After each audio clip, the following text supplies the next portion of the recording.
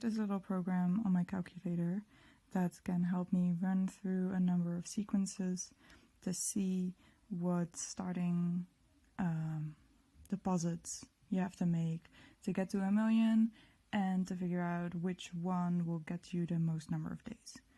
So I've got Matt Parker's Maths Bank. It's just an intro sequence.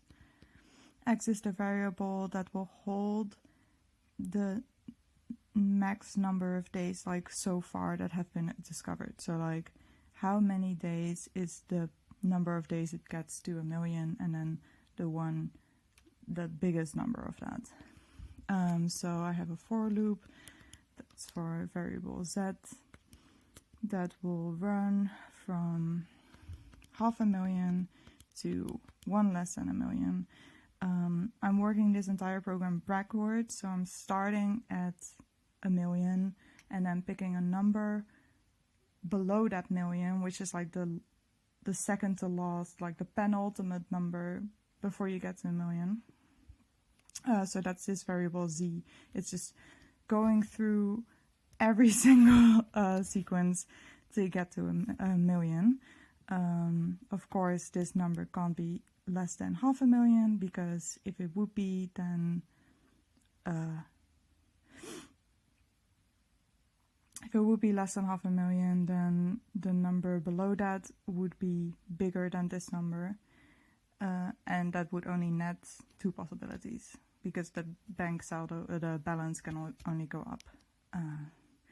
But since I already know the answer, I'll narrow those down, because the calculator, I'm not going to have it do 500,000 runs of this. Anyway, then I have a program that just figures out, with any starting number of z, which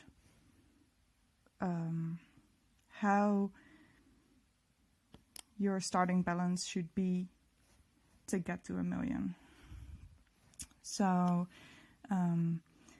we start off, the first number in the sequence is 1 million, because we're going backwards. The second one is z. Then I just put the days on 2, because we spent 1 day getting to 1 million. We've spent 1 day going to the one below 1 million.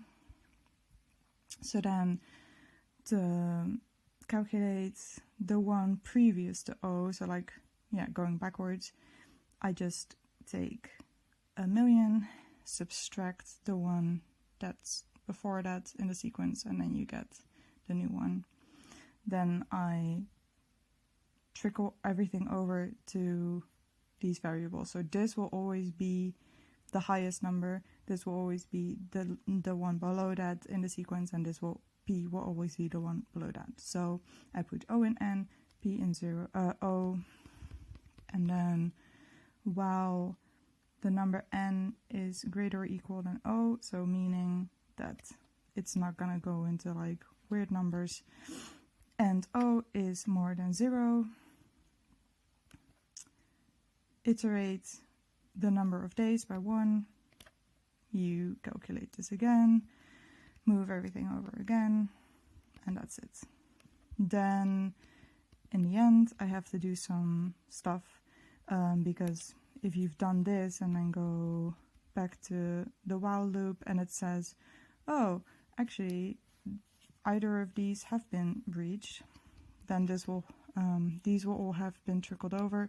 So this is just some stuff to trickle it back to the way it was before it ended. And then this is the final number of days I've ended up on, and I put that into the y variable. So then we go back to the main program.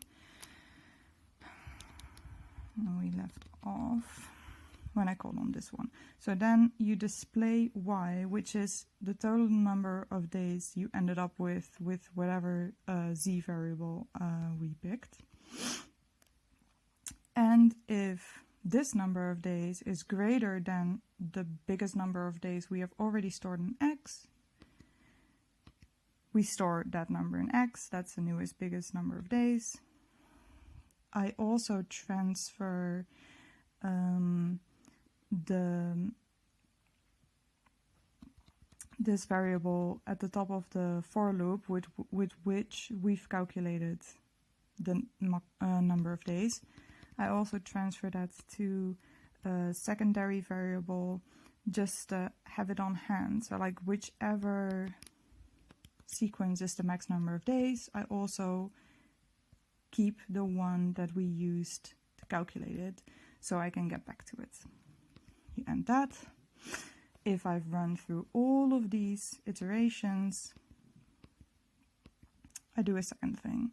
My new thing is I have to be able to use this. So this is my new Z. I run this program one more time. So now I have run through it entirely. I've ended up with the total number of days. And I also still have in my N and O variables, I still have the last two numbers I ended up with, which is your the balance of the first day and the balance of the second day. So then I run one last program, which is just basically a Fibonacci sequence. Sorry. Edit. So the deposit on day 1 is just the thing we had stored in O. The deposit of day 2 is N, which is the total balance on day 2 minus the deposit we did on day 1. So we have that. Those are our starting deposits. Then we display N, which is the balance on day 2. So first we've displayed our deposit on day 1, our deposit on day 2, and then we display the total of those two. This is on day 2. And this is just running the sequence. So we do day 1 plus day 2 is P. Then P trickles over to O.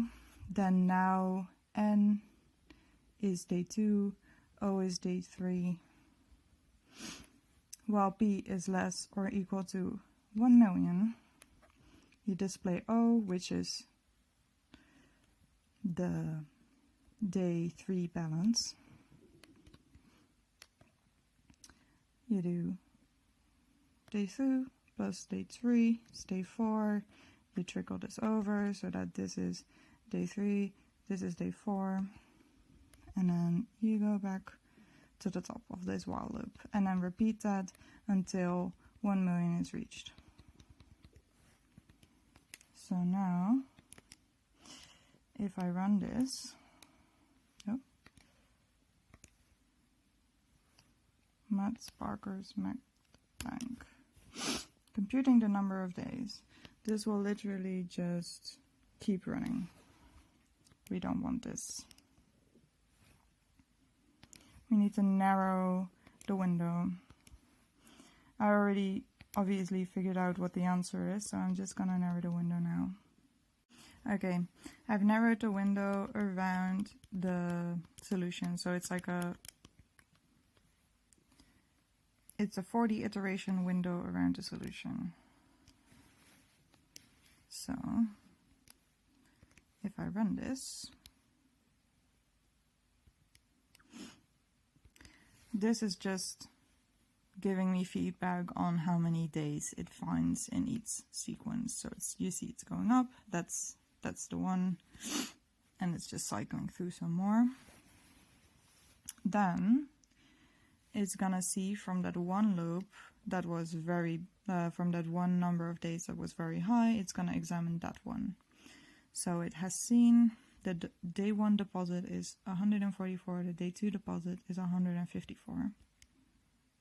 Then the balance of that total is that, plus the last one, and it just keeps going.